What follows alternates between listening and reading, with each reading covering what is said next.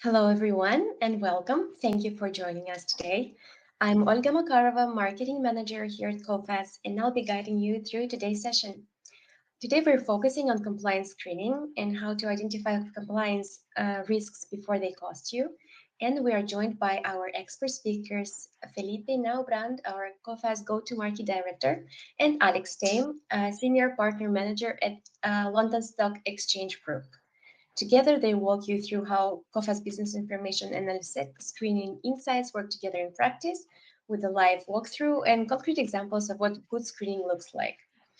And let me give you a few quick housekeeping notes. The webinar will run for around 45 minutes, including a questions and answer session at the end. So if you have any questions at any point, please drop them in the questions tab or in the chat that you'll see on your bottom right, and we'll collect them and address as many as we can during the Q&A session. But to start, we'd like to get a sense of how you're handling screening today. So I will launch a short poll that you will see on the screen. We appreciate your participation. Please let us know how you do screening in your organization.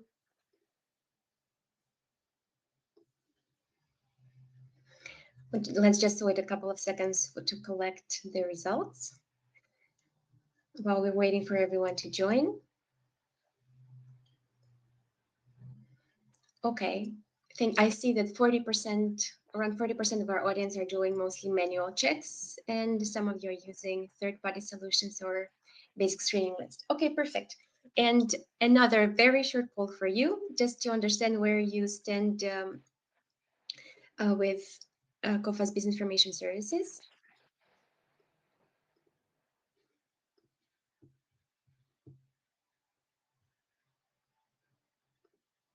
You will see it on your screen. Okay, perfect.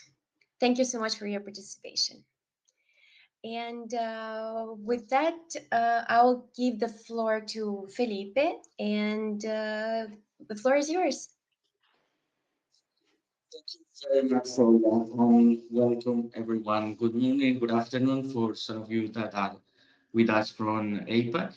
So before we get into the tool and before we get into a little bit of the partnership, let's explore why we believe compliance is an important issue. It's going beyond the financial health of your business partners, whether they are buyers or suppliers.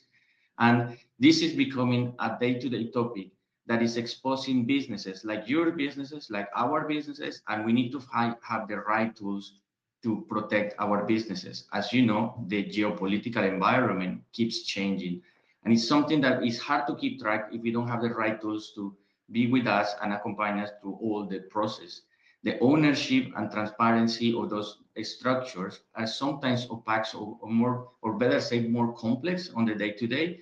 And we have great partners like LSEG that can help us to identify those ownerships. And then is the reputational risk. As you know, as we evaluate new partners, new buyers, new suppliers, we are just doing the onboarding of a new business partner. We could also find ourselves that we are not doing the proper due diligence, and organizations like OFAC are very well known to make those findings very public and exposing our businesses and your businesses to those fines and damaging the reputation of the business. So let's have a view of a couple recent examples, one in the US and another one in the UK. The one in the US was quite expensive, as you can see at the bottom of the slide, over $250 million in fines for non-compliance with a subpoena of OFAC, as well as not doing the proper due diligence. So GBA Capital failed to identify Sulman Karimonov, and I'm hoping I'm saying that name properly, as someone linked to the Russian government. And as you know, since the conflict between Ukraine and Russia, this has become kind of an issue for most businesses. So the failure to comply with that was very costly, over 250 million. And let alone all the reputational damage that made to the organization. The second one is one here in Europe, and is very interesting from the point of view that we're talking about a law firm Taylor Winters. And this goes back to 2017, where they filed to properly identify a person that was linked to money laundering. And by not doing that, by not doing maybe some manual checks, maybe not using the appropriate tools, they were fined recently with over 172,000 pounds. And this is going beyond the financial exposure that they have. This is, again, imagine a law firm losing some of their reputation against in front of their existing customers. So this is why we believe having a tool that not only provides financial risk health coverage, but also gives you the insights that you need around compliance and doing proper due diligence is important for you. So you can streamline your processes, whether you are onboarding or your ongoing checks. And the important part of this is not only doing this once, but doing it on an ongoing basis.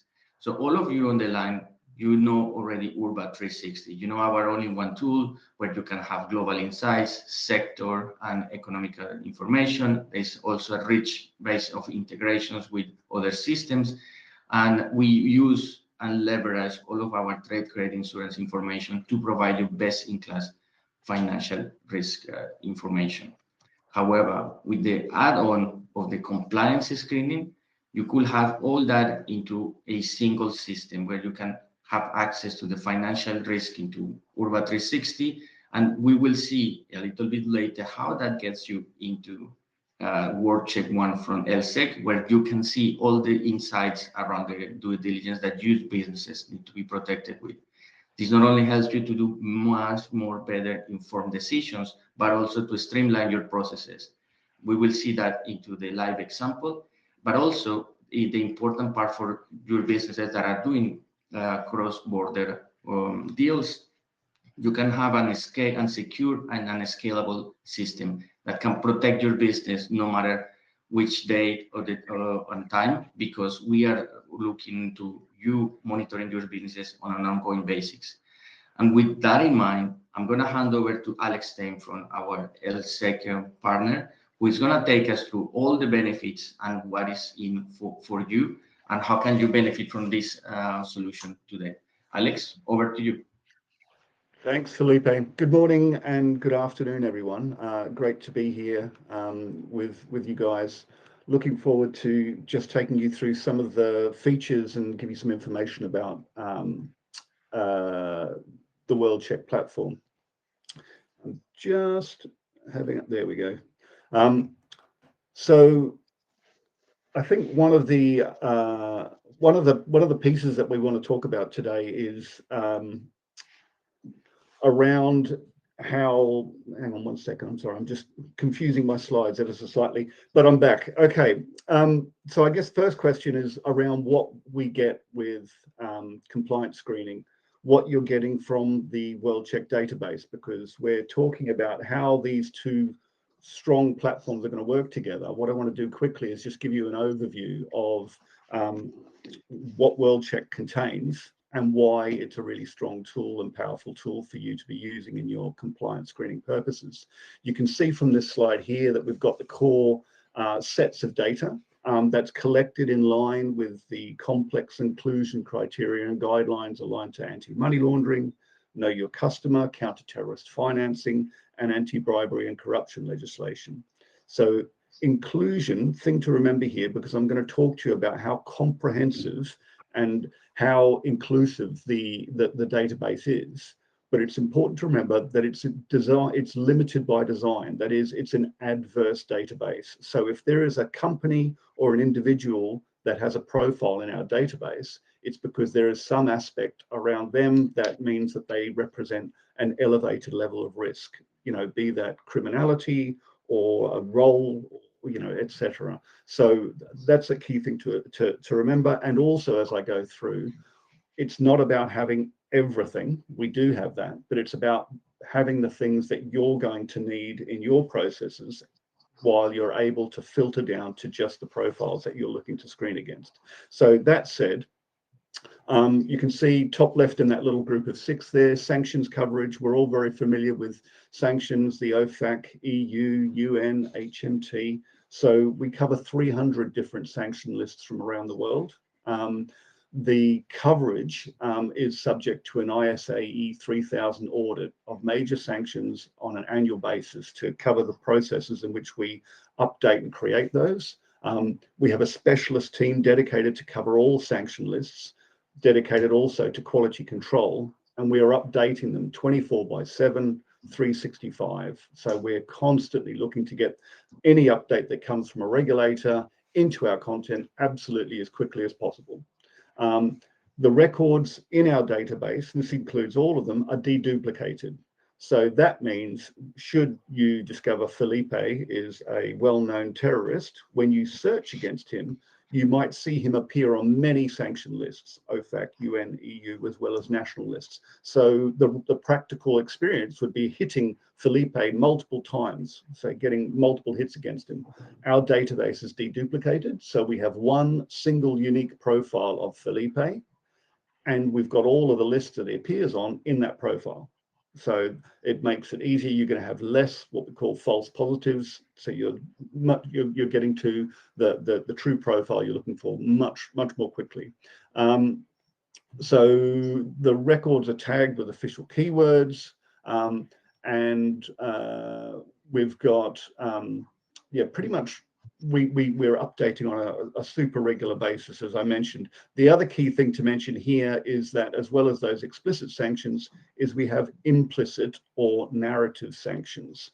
And so potentially this is you could argue that this is an even more important sector for you, because notionally you could go to the regulator's website and download their sanction list.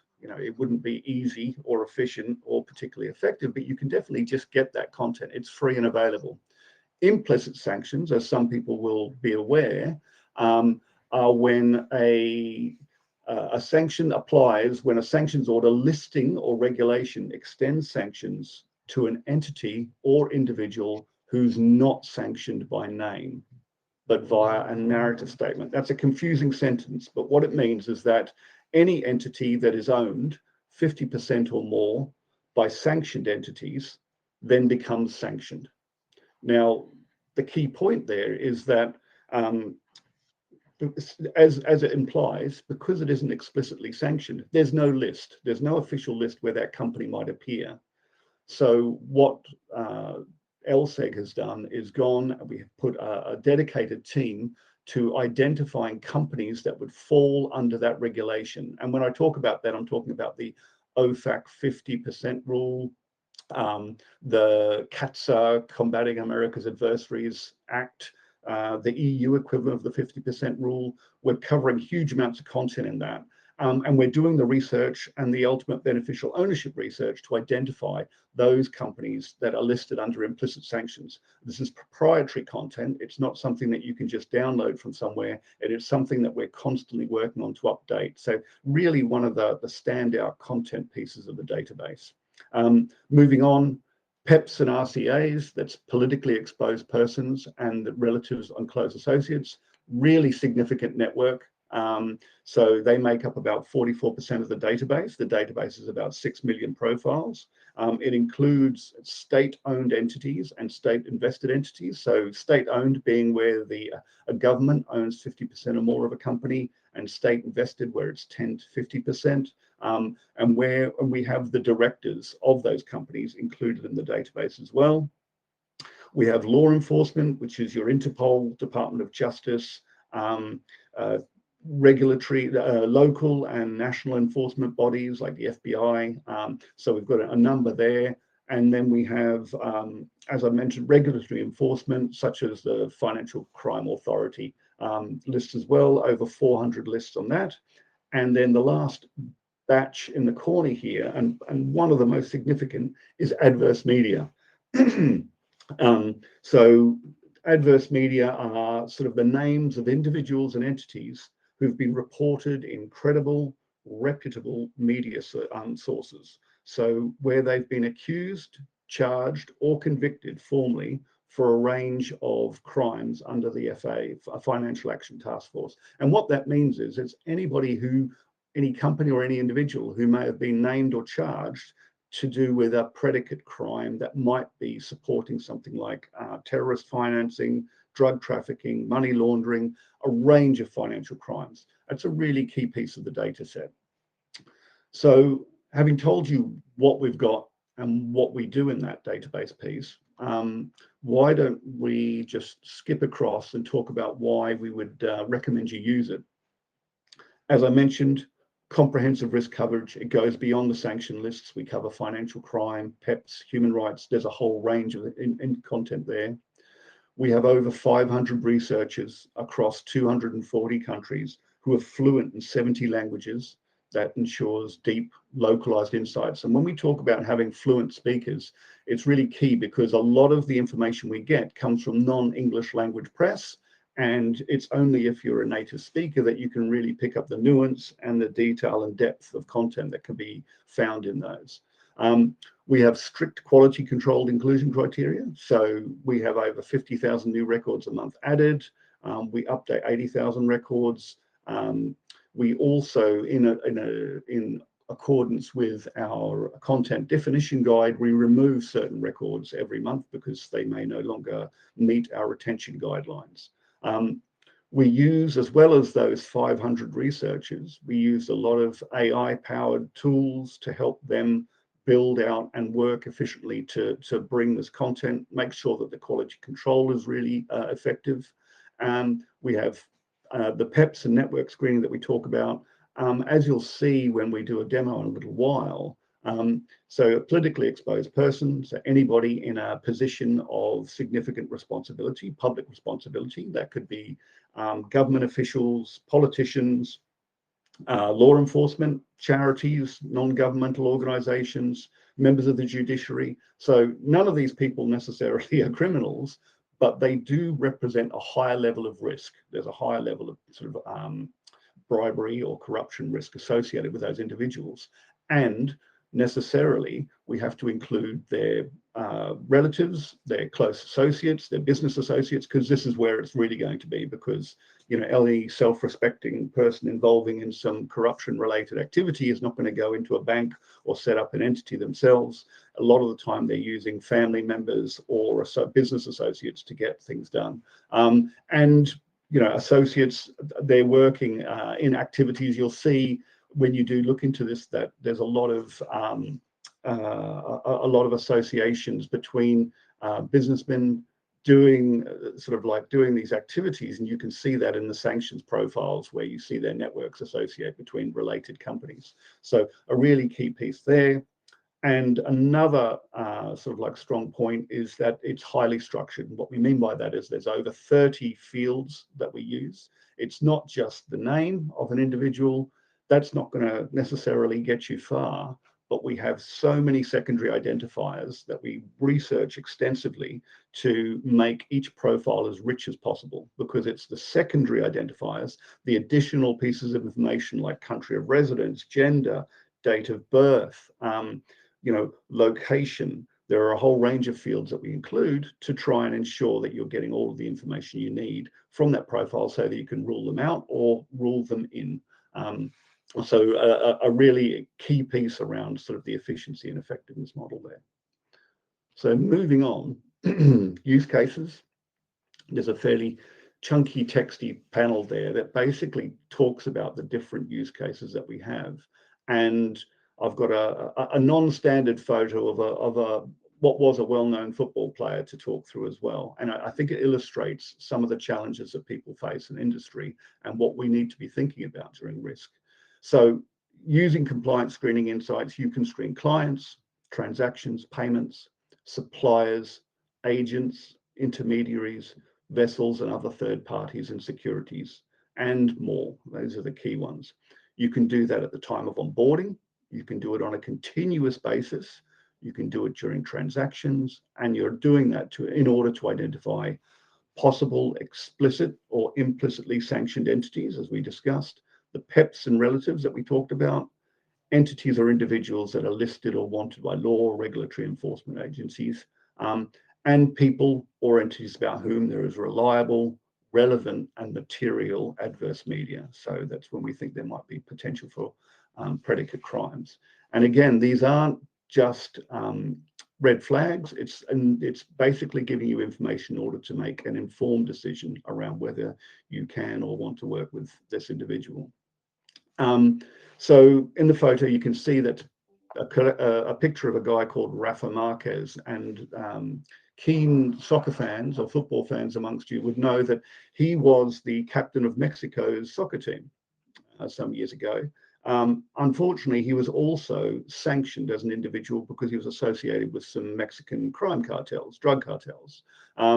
Now, what that meant was, as the captain of Mexico's soccer team, FIFA hands out $5 million to each national team to help them prepare for the event. But he was sanctioned by the Office of Foreign Assets Control, so they couldn't send that money to Mexico in dollars. It had to be sent in, I think it was sent in euros or Swiss francs in the end. Their sports sponsors for kit, for soccer boots, they had to change.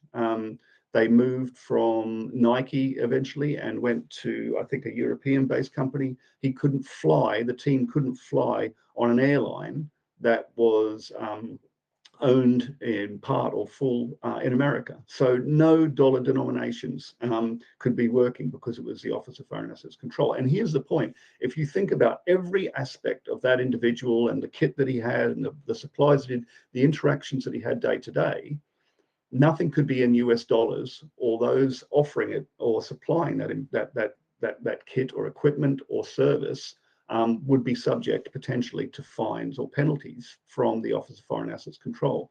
And here's the point. Rafa Marquez is a rich guy. He's going to be fine.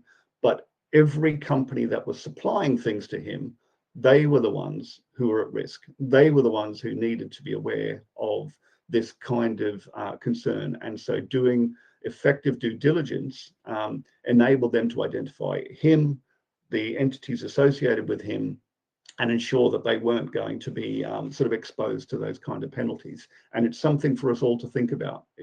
We focus on individuals and entities around stuff, but we really need to be looking at the companies that are supplying them, perhaps innocently, but they're the ones, yourselves, ourselves, who need to be looking at this on a day-to-day basis to sort of find that risk.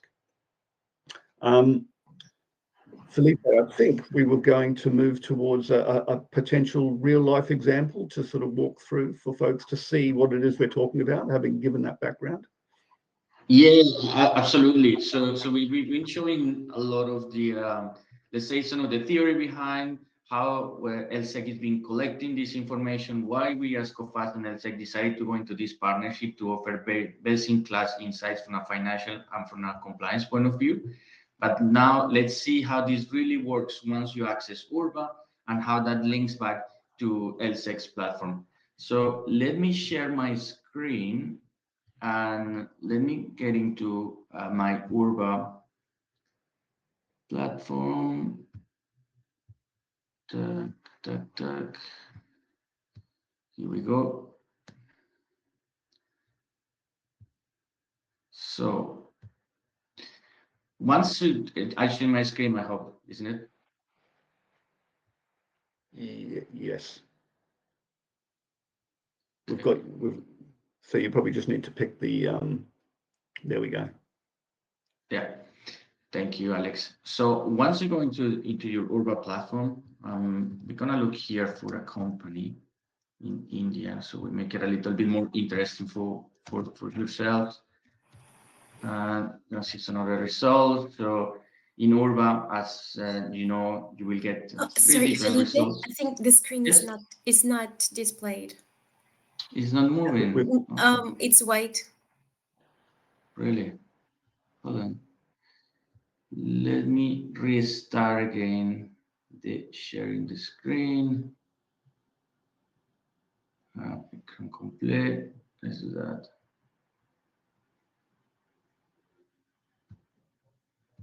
Okay.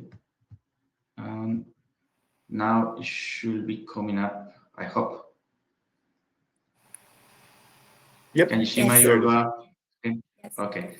So let's pick that back. So I look for a company based in India. The name is Nayara. I search for the company and it's already part of my Urba portfolio.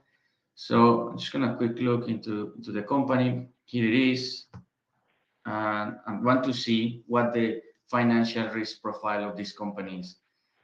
So I can see already from the start that the score and the credit opinion are already not available, and the financials is something that we're gonna find, as some of you that are familiar with the system that know, we will go and find that information for you. However, this already raised some alerts because it means that this company, while it might be somehow known to experience to us in the experience on the late payment index is available, we haven't provided any information on the score and the credit opinion.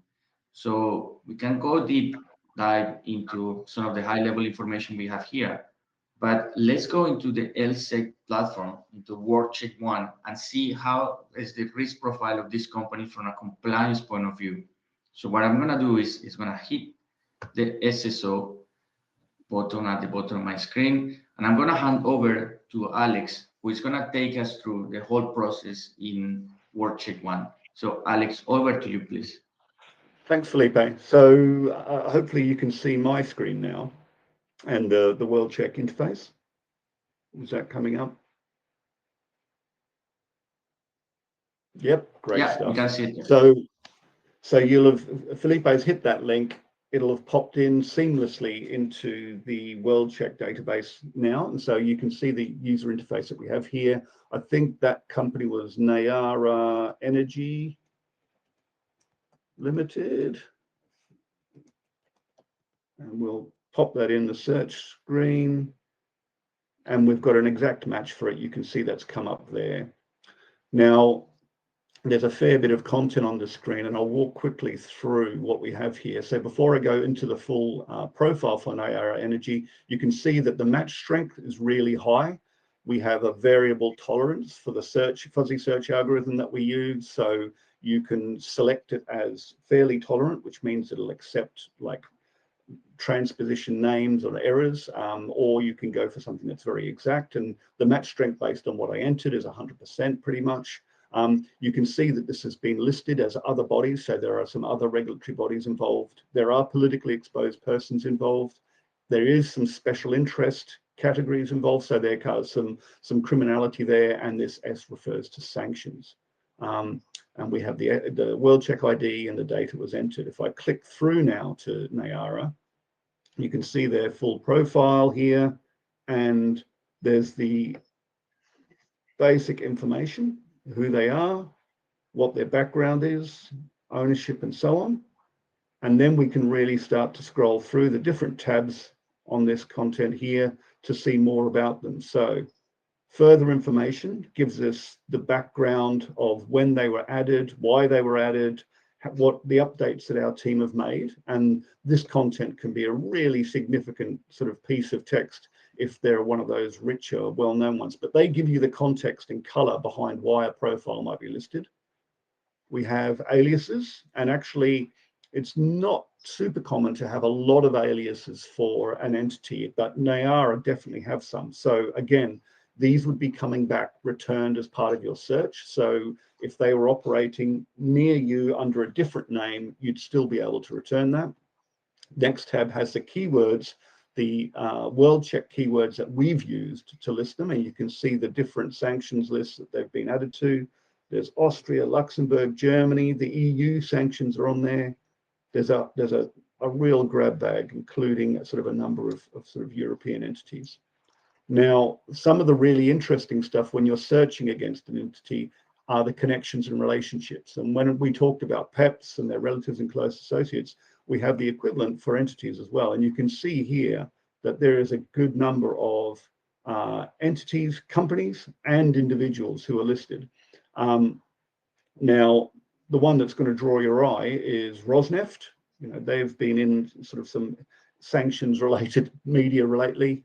Really rich profile there. Sanctions, regulatory enforcement, other bodies, special interest, law enforcement, and PEPs. So that would be raising a red flag for me straight away. And there's a good number of individuals here associated who have some kind of mention in our regulatory category content. Now, I can get a visual view of that. by clicking the risk analyzer. So you can see here, Nayara in the middle, there's one corporate associated with it. We click on the individuals associated, you get to see them. And what's great about this is when you do this, you get to start to see overlapping sets of individuals and companies. Now I've just clicked the Rosneft linked. So I think, there we go. We're going to get a much bigger selection there of different entities, and you can start to see how they might be working. And over here on the right-hand side, if you're clicking on those, you'll see the information associated with them. So you can see I've just clicked on an individual there, and it shows his connection, and you can sort of go further and further with this piece. So that's Nayara Energy, you know, and hopefully you've been able to identify some information. Now, if we were looking at this and we'd come up against them, a case has been automatically created in WorldCheck. So we're going to say this Nayara is positive. We're going to say the risk level is high. We're going to say, yes, it's a full match. I can add some text into my resolution here and click resolve, and it closes out that case. Now, that's a really useful tool because it brings together all those different pieces here because you've got an audit trail, okay? You can be using the additional information about that entity and some of those other pieces, and you can be adding that in there so that you've got an audit trail, sort of the articles associated, the sources that we've used to identify why this profile was made. All that information can go and become part of an audit trail to help you justify to your management, to the regulator, to those interested bodies as to why you've decided to do business or not do business with any given entity. Now, from there, if I go up beyond Nayara to the case manager, we're currently in screening, I can go through here to the case manager, and this is going to give me a much broader look at my overall case manager. You can see all of the open cases that I have here. And here is where you might set a company for ongoing screening. So just because Felipe isn't a terrorist today, it doesn't mean that next year he won't be listed, or next week or next month, as somebody who needs to have a profile. So we can monitor any individual entity on an ongoing basis. You can carry out a number of mandatory actions, so automate processes that you want. You can create separate groups. So if you have a different policy or a different process or a different screening profile that you want to screen against, you can do that here. So you can create a separate group, one for Europe, one for Asia, one for an individual country, one for a different content set or product set. Maybe you have different requirements as far as your screening goes. So in Europe, you're not doing business with any Asian entity, or regulators in that region aren't important to you, or perhaps regulation says certain categories of politically exposed person aren't important. You can exclude those from your search. So you're reducing the pool of profiles that you're screening against, so you're going to get much fewer results. And you can set up as many groups as you need. You can set those up and create really tightly defined specific filter profiles so that you're really only screening against the content that you want. And this is one of the key sort of like positioning points that we have for the WorldCheck database. It's built about reducing the total cost of ownership. So it's designed to help you be as efficient as effective as possible in your screening processes. Because you really don't want to screen everything. You want to have access to many profiles, but you don't want to screen against everything. You want to screen against just the profiles that are relevant for your use case. So as we say, we can set up different groups. We can set profiles to screen in batch so that we can do like multiples, or we can upload multiple entities to screen against. And we can sort of go through assigning the different tasks to different individuals. We can have escalation rules and so on. So there's a good piece there. We have a dashboards section, so you can see statistics associated with the screening that you've been doing, seeing cases with alerts, outstanding, so you can really sort of review your processes, ensure that you're working as effectively as possible. We have status reports on batch screening status, export status, so tell you where you are in a certain process. We have an admin tab that allows you to set all of this content and information. Now, it sounds like I hope it sounds like it's a really feature-rich and detailed product, but like that isn't, it's not that we're going to throw you into that without any help whatsoever. So we have user guides, which you can access for every sort of aspect of using the product. So you can do self-learning, you can really walk through the different processes and steps required to use the tool and make it, as effective for you as possible. We also have self-directed learning, training, courses that you can do online, and we have in-person courses where any subscriber to the product can subscribe, join another group and get a training course and have the opportunity to ask questions, because that's enlightened self-interest, we say, because the more useful the product is to you, the more you'll want to use it, and the more likely you'll stay and recognize the value and become a long and trusted customer, which is what we want. So the LSEG group worked very hard to build as many training resources as possible, to give you the information you need to use that product for an effective and efficient process overall. So that's the last piece of that sort of demonstration we were going to do on Nayara, Felipe. I'll stop sharing now. Did you want to sort of recap on some of the things that we've talked about? Yeah, thank you, Alex. That's very insightful. And before we open the floor for questions, and I believe there might be a couple on the chat, we want you to take away a couple of ideas from how to use this in your businesses today. So compliance screening is here for you to look beyond the balance sheet.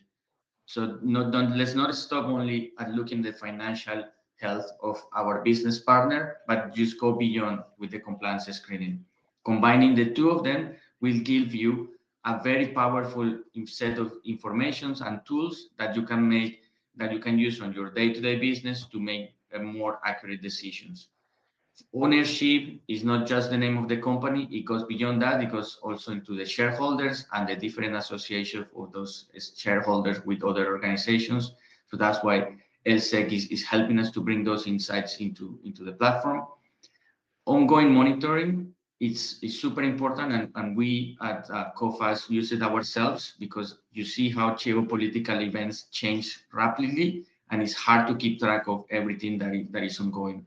So we recommend you to do monitoring, at least for those key business partners, your buyers, your suppliers, or when you are onboarding a large business partner into your organization.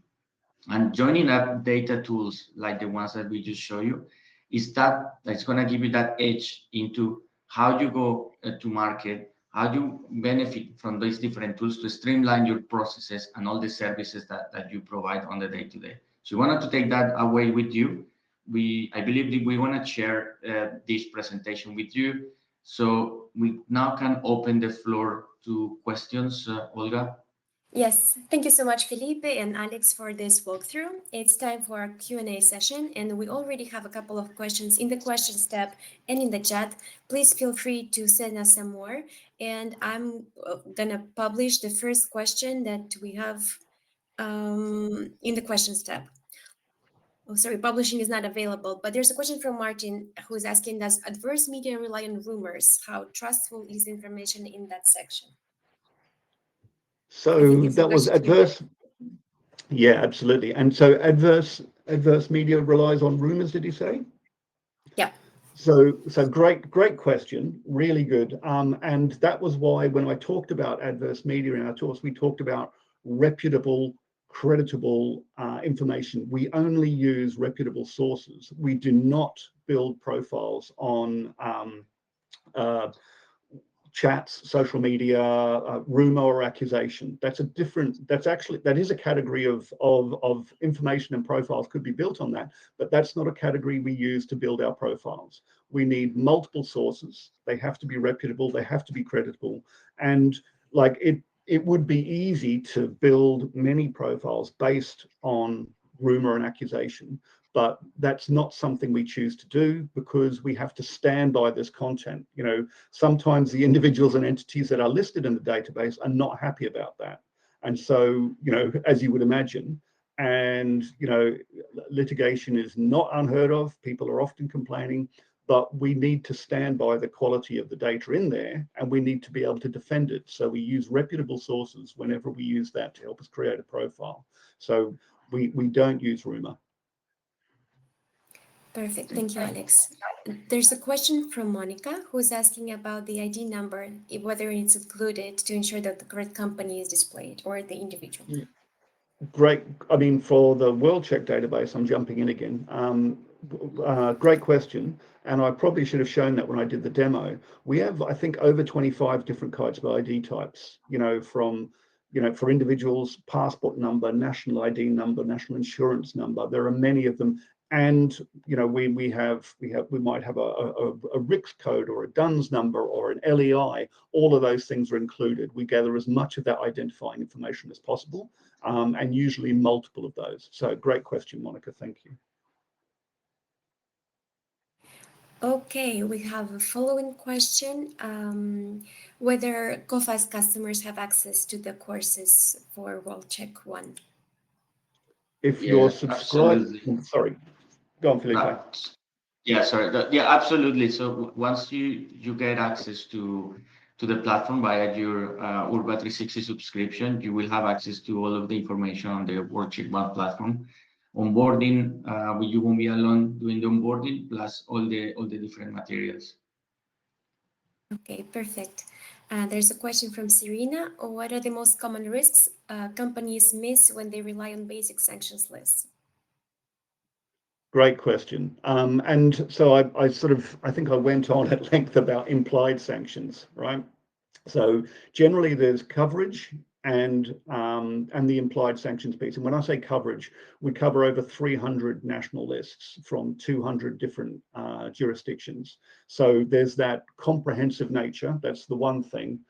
There's the frequency of update. We have teams who are working to get any published sanctioned update into the product within a couple of hours of it being published. That's a really high profile because timeliness is everything for our customers, and it should be for you. So we see that customers, sometimes they'll be using our stuff that might only be a couple of days old, but if it's not got the latest content, they can be missing things.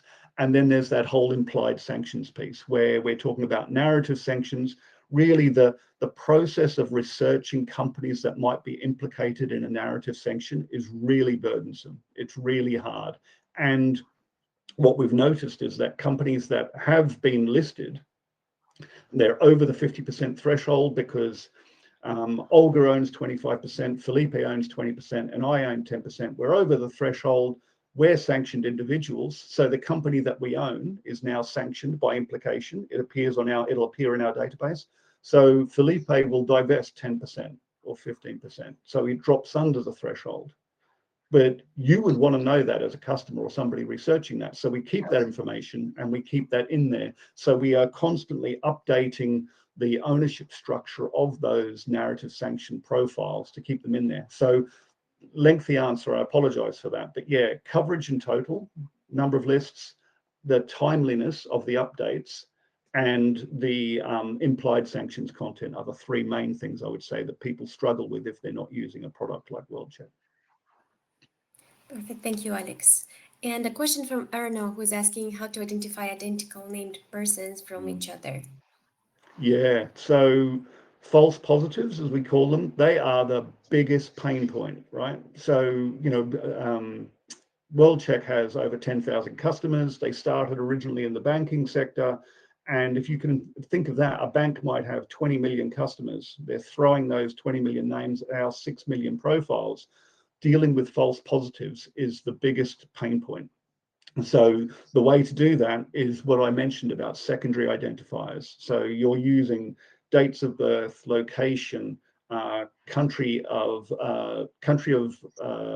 birth, country of where you live, or where you hold a passport from. All of these different fields are secondary identifiers that can help dispose different seemingly identical profiles from each other. And the flexibility of the product is what allows you to really narrow down your screening so that you're searching just for the profiles that are relevant to you, and you can be very sophisticated in your screening profile. So we have a lot of secondary identifiers, one, and the tool is really flexible to allow you to be as granular as possible in your search profile to minimize the number of false positives you get. Another good question. Great. Oh, well, we have questions flowing in. I understand that we're a bit out of time, but we can take a couple more questions if that's okay with you. Of course. There were a question regarding the contract with the World Check One and Urba 360. Yeah, let me take this one, Olga. So absolutely. The partnership that we have established with LSEG enables you to access WorldCheck One and with an additional fee onto your Urba 360 contract. So if you have a contract today with Coface and with LSEG, those contracts are not mutually exclusive. You still have your subscription to both services. If you would like to access the WorldCheck One service via the Urba platform, then you need to contact your account manager and we will sort that out for an additional fee. But in this case, both this service that we are offering is a paying service as an add-on within our platform. All right, maybe let's answer one more question. How we can identify the ultimate beneficial owner of an entity? Yeah, absolutely. So as I mentioned at the outset, was that the database is limited by design. Important to remember that it's not a reference database. So we don't have millions of UBO lists, millions of entities with their UBOs listed. What we have are the ones that we consider to be a high risk. So those implied sanctions ones, where we've done that. So, and I apologize, perhaps on a future event, we can do a demo of an implied sanctions profile, because where we have listed them as being implied or narrative sanction, we provide the full ownership of that entity, who owns it, what percentages, what they've divested, and who's involved. So we provide the UBO for the narrative and implied sanctions content. Okay, we are past the dictated time for our webinar, and I can see that there are more questions coming about the contract. Unfortunately, it's time for us to end the event. However, please feel free to reach out to us after the session. We'll be happy to answer all your questions. And if you're a current Coface customer, feel free to reach out to your account manager and they will answer all your questions. I want to thank everyone for joining us and our speakers, Alex Dame and Felipe Naobran. It was a pleasure having you here, and we look forward to the next events. Thank you very much. Thanks, everybody. Thanks for your time. Thank you, everyone. Have a good day. Bye. Bye.